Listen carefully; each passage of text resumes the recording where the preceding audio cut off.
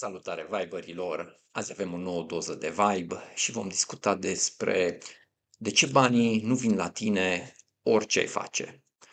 Poate ai o perioadă de genul ăsta când simți că orice fac, vin foarte puțin bani, venitul nu crește, mă simt blocat sau mai rău de atât chiar mi-a scăzut venitul și nu știu ce să fac, nu știu cum să-mi revină. O să discutăm despre 4 cauze, 4 motive care pot să ducă la chestia asta, că banii te ocolesc orice face, tu te simți ca în deșert din punct de vedere financiar și ce poți face să ieși din perioadele astea mult mai repede. Bun. Primul motiv. Nu faci ce-ți place. Și mă refer aici la munca ta, la business-ul tău de zi cu zi. Nu faci ce-ți place și atunci ai ajuns într-o situație din asta că banii nu prea mai vin la tine sau e același venit constant care poate te nemulțumește. Complicat ca pe termen mediu și lung să vrei să faci sau să te aștepți să faci bani mulți dacă nu ești conectat dacă nu faci ce-ți place. Odată nu vei putea deveni bun într-un domeniu dacă nu e ceva ce-ți place. Mie, de exemplu, îmi place să vorbesc despre bani, despre cum să atingi scopurile financiare, despre subconștient, despre tehnici de eliberare emoțională, despre vindecare emoțională. Toate astea cum se combină încât să o duci bine financiar. Asta mă pasionează să fac. În același timp, uh, mi-ar fi foarte greu nu știu, să vorbesc, de exemplu, despre nutriție. Nu e ceva ce mă pasionează sau despre am fost să văd apartamente, că vreau să mă mut, despre cum se numește chestia asta de agenție imobiliară. Nu e ceva ce mă atrage absolut deloc. Așa că mi-ar fi greu să fac performanță într-un domeniu de genul ăsta. Dar la fel e pentru fiecare. Fiecare avem niște abilități, niște calități, niște pasiuni în noi și cu cât ne conectăm mai mult cu ele și ne așezăm viața mai mult pe ele, cu atât mai împlinitoare va fi viața și cu atât mai bănoasă va fi. Pentru că ne vine natural să facem activitățile respective și natural vom deveni, adică natural, am mare șansă să devenim și buni în domeniile respective, pentru că ne face plăcere să practicăm chestiile astea. Așa că ăsta e unul dintre motivele pentru care s-ar putea ca banii să nu vină la tine, că nu faci ce-ți place, că nu ești conectat cu tine. Și va trebui să găsești metode să o iei pe calea ta, dacă pe termen mediu și lung vrei să-ți crească cu adevărat venitul. Cei interesați puteți intra în grupul de WhatsApp, acolo postez foarte mult despre ce înseamnă subiectul ăsta, bani din pasiuni, cum să-ți monetizezi pasiunile, cum să-ți descoperi pasiunile, cum să faci ce-ți place. Găsești link-ul în descrierea videoului. Aici mai e un motiv, când nu faci ce-ți place și deodată lucrurile se blochează financiar, deci s-ar putea să nu se blocheze numai financiar, la modul general se blocheze viața ta. Chiar mi-am amintesc acum de cineva care cred că și fizic s-a îmbolnăvit, dar știu că cred că jumătate de an zicea că a fost în depresie. Și a avut așa ca o trezire și a dat seama ce își dorește să facă pe lumea asta în perioada respectivă. De ce a ajuns acolo să fie și fizic atât de bolnavă și în depresie? Ce că aproape nu s-a ridicat din pat 6 luni. Păi, câteodată universul, când vede așa că de bunăvoie și nesiliți de nimeni, nu o luăm pe calea noastră, are grijă să are grijă să blocheze lucrurile atât de mult, încât ne simțim rău, poate ne îmbolnăvim, știu eu ce alte pierderi mai avem, până conștientizăm că, ok, nu mai merge făcând ce am făcut până acum sau trăind cum am trăit până acum și momentul să fac ceva nou. E și asta cum să zic, o trezire sau un mod de a începe să faci ce-ți place. N-aș recomanda să ajungi acolo, mai bine din timp te gândești sau realizezi că, ok, ești prea împlinit în viața mea, poate sunt foarte multe seriale, vicii, țigări, eu știu ce mai e acolo la mijloc, ca să umpli golul ăla interior și te gândești din timp că hai să fac o schimbare, hai să mă gândesc ce mi-ar plăcea să fac, hai pe lângă job să mai fac ceva, că poate să ai, de exemplu, o seară vorbeam cu un client, lucrează ca freelancer, are ce face, dar făcând testul pasiunilor cu el, și-a dat seama că îi place foarte mult să facă, să ajute oamenii. Și el zicea că ce fain ar fi dacă aș avea, mai știu ce sumă, dar cred că vreo 10.000 de euro, așa clasică, dacă aș avea vreo 10.000 de euro pe lună, nu știu, parte din banii aș dona și nu știu ce ar mai face. Păi zic, dacă mai merge acum la niște ONG-uri care ajutau oamenii fix cu ce își doreau ele. Și poți să faci acolo voluntariat dacă vrei 2 ore pe săptămână, 4 ore, 6 ore pe săptămână și să începi deja să trăiești pasiunea asta, dorința asta de a ajuta pe ceilalți. Adică nu trebuie să-ți pui visul pe, cum se numește, pe postpon până faci 10.000 de euro pe lună. Și ce, băi, e o idee bună, adică nu știu de ce tot timpul am amânat, că trebuie să fiu planită financiar, nu știu la ce nivel, ca să pot să-i ajut pe ceilalți. Pot și acum să începi să-ți faci ce-ți place, să-ți trăiești visul la un anumit nivel. De ce vă dau exemplul ăsta? Ca să vă reamintesc că, indiferent de ce se întâmplă în viața voastră acum și așa, odată ce simțiți că aveți un foc în voi, aveți o muzică în voi, aveți o misiune, puteți și la un nivel mai mic să începeți um, să o exprimați deja. Și să vă deschidă ușa, o să vă aducă resurse mult mai multe decât dacă a sta pe loc făcând ce nu vă place și așteptând nu știu ce moment perfect ca totul să se alinieze în viața voastră. Asta am văzut-o de la clienții mei. Eu când am început să dezvolt proiectul ăsta cu alta oamenii spre venitul, lucram foarte mult pe blocare financiare, ce te blochează financiar, cum te simți, nu știu cum a fost copilăria din punct de vedere a banilor, părinții tăi, cum se comportau cu banii, ai moștenit conștient de la părinții tăi legat de bani și chestia asta de blocaje, le fac cu care continui să lucrez. Dar după, mai știu, 8 luni aproximativ, poate un pic mai mult, ce mi-am dat seama, nu că nu știam, dar așa am conștientizat, să conștientizez puternică, măi, oamenii care fac ce le place, tot timpul câștigă, adică clienții mei care făceau ce le place, tot timpul câștigau mai mulți bani decât ăștia care nu făceau ce le place, care nu aveau așa o misiune, o chestie. Era de-a dragul ca ei să fac bani mai mulți, dar nu, cam lipsea misiunea, lipsea pasiunea acolo. Ei, și după aia mi-am dat seama că ar fi mult mai simplu dacă vreau să-i ajut să-și crească venitul, printre lucrurile de început e, ok, faci ce-ți place sau nu faci ce-ți place. Dacă deja faci ce-ți place, bun, rămâi pe calea ta și dăm la o parte blocajele pe care le ai. Iar dacă nu știi ce-ți place, nu faci ce-ți place, hai să găsești ce-ți place și pe asta să construim. Și așa am văzut la clienții mei că li s-au, cum să zic, accentuat rezultatele financiare. Și ce am observat că în momentul ăsta în momentul în care începi să faci ce-ți place, uh, se deschid mult mai multe uși pentru tine. Cum de exemplu, amintesc de altă clientă care a început să cânte, am seama că îi place foarte mult să facă din asta sound healing, cred că gong se numește și a început să facă să participe la tot felul de evenimente în care cânta la gong, primea invitații și primea acolo și cânta și plăcea foarte mult.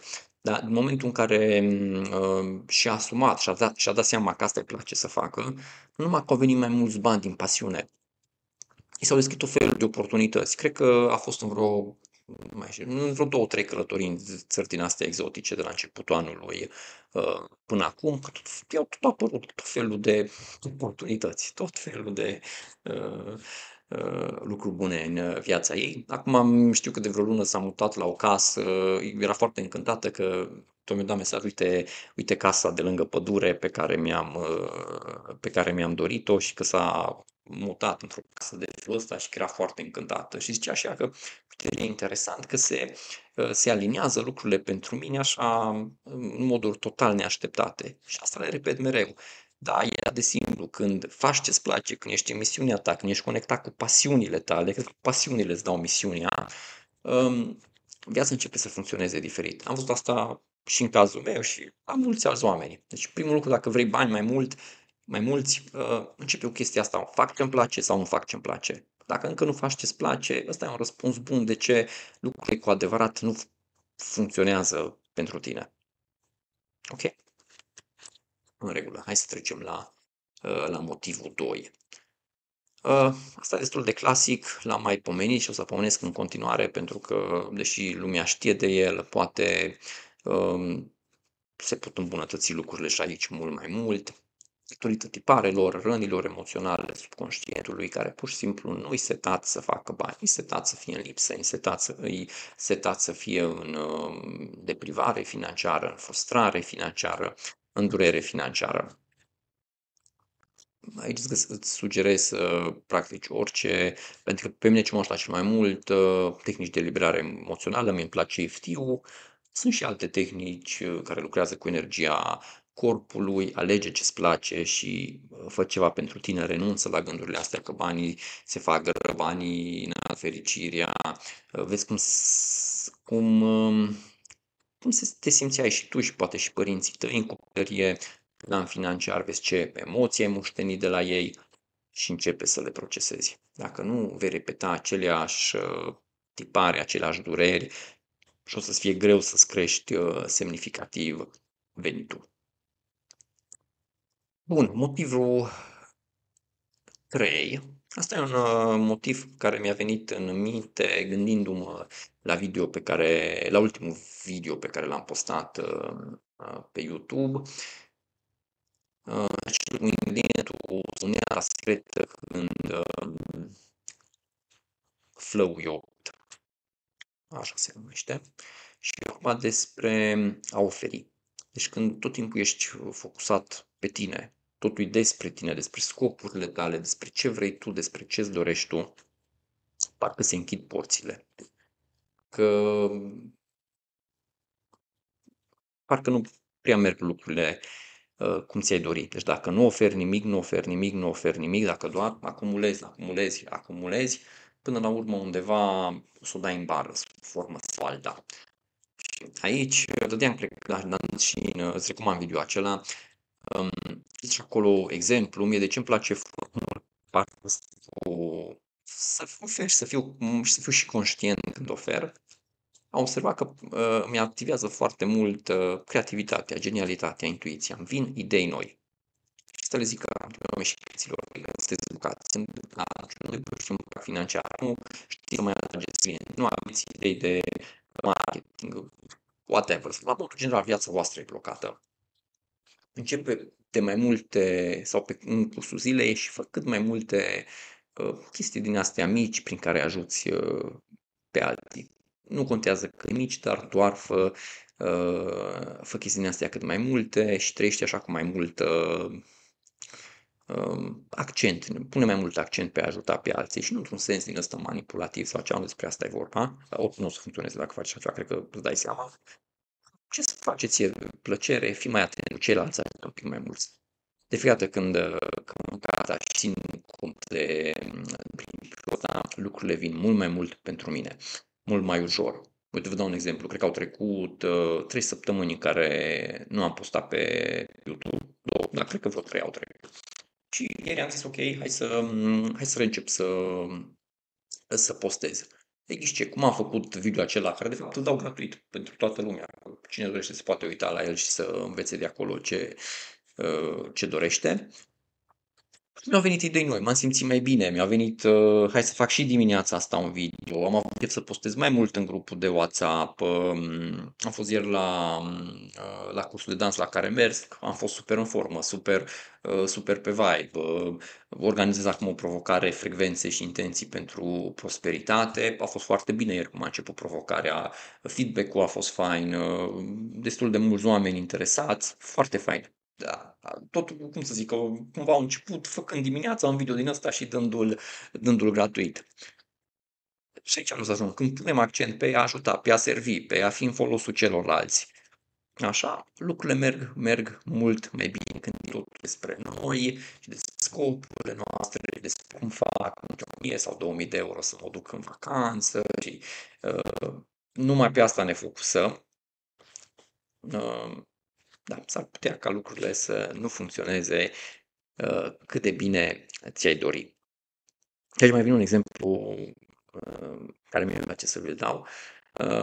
Gândiți-vă la narcisiști, de exemplu. Cred că mulți sau cei mai mulți dintre voi ați avut de-a face la un timp un narcisist în care totul a fost despre el, poate vom manipula ce s-a întâmplat acolo, nu intru în detalii, că nu discutăm așa mult, sau nu discutăm despre, despre relații aici, ci discutăm despre alte experiențe de genul ăsta.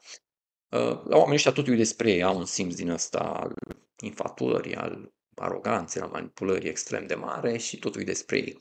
Dar dacă vă uitați și poate i-ați studiat un pic, vedeți că ei cu adevărat niciodată n-ajung bine.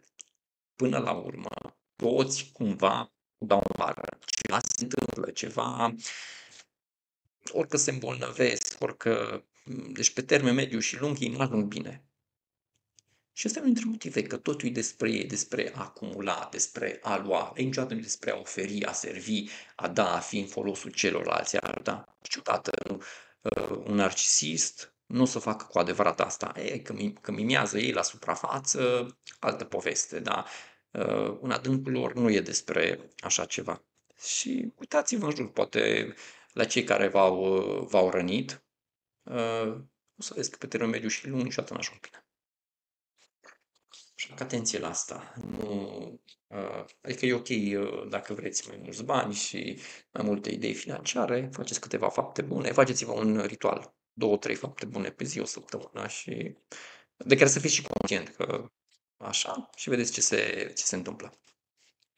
Bună. Bun. Și al patrulea motiv, nu ai dorințe scopuri. Te pare un pic amuzant, dar știu tot așa la clienții mei că ok, vreau mai mulți bani, vreau 3.000 de euro pe lună, vreau mai mulți clienți, vreau să, pe lângă job, să uh, mai fac ceva să-mi vină mai mulți bani. Da, dacă n-ai niște dorințe, n-ai un plan pentru banii ăia, n-ai niște motive clare pentru care vrei bani, mai puțin bani vin spre tine, că nu știu cum să zic, dar parcă sunt nici, universul pentru ce să-ți dea banii? Adică dacă nu mai ai niște chestii clare, așa că ar fi bine să vă scrieți dorințele, visual board-ul și aici nici nu intrăm așa mult pe, nu știu, metafizică și setarea subconștientului, dar măcar îi spui subconștientului pentru ce să trec banii, uite, pentru casa asta, mașina asta, vacanța asta. Lăsând la o parte celelalte lucruri cu care te-ar putea ajuta un visual board. De exemplu, vezi tablou cu călătoritul. Eu știu că pentru mine călătoritul nu e mai așa important cum asta, nu mai vreau să fiu dar să călătoresc des și în continuare. E un motiv pentru care îmi place să am bani și să am lifestyle-ul ăsta încât să pot să lucrez de oriunde și să, mă rog, să n-am un job stabil, să fiu pe cont propriu. Ok? Deci găsiți-vă sau clarificați-vă care sunt motivele voastre pentru care vreți bani, care sunt scopurile voastre, care sunt dorințele voastre. Le scrieți, orică le puneți pe un visual board, dar să aveți un plan pentru banii ăia. Dacă vă plimbați prin viață și ok, iar n-am câștigat câți bani am vrut. Sau mai rău acum, că unii zic că n-au bani destui, dar nu știu exact câți bani ar fi, câți bani ar fi, sau cel puțin început, câți bani și-ar dori să facă. Ok, nu am bani de aia, nu am bani de aia, nu am bani de aia, aia nu pot să fac. Ok, dacă chiar costa să ai cel puțin o viață decentă în momentul ăsta, dar și despre o viață, cum să zic, hai să zicem, bogată. Păi nu știu. Păi vezi, de nu ești acolo, că nu ai un plan. Că de unde să... E ca o țintă pe care n-ai cum să o atingi. Da, cam astea au fost motivele pentru astăzi. Faceți ce vă place, dacă vreți mai mulți bani, vindecați-vă rănile emoționale, ajută extrem, extrem de mult. Învățați de la narcisiști să nu fiți ca ei, adică învățați să oferiți pe bune și o să deschideți mai mult, o să atrageți mai mult flow în viața voastră și la modul general viața voastră o să fie mai împlinitoare și să aveți plan, dorințe, scopuri pentru banii pe care vi doriți. Asta e rezumatul. Dacă simțiți că vreți să vă susține cineva în călătoria financiară, puteți intra și în grupul de WhatsApp, acolo postez zilnic de câteva ori, motivație pentru bani, inspirații, unelte, etc. Și da, cine dorește, organizezi cele două grupuri de prosperitate, găsești detalii tot pe WhatsApp. Da, atât pe astăzi. Zi frumoasă, spor la toate, am salutat. Și un sub să aibă, face bine.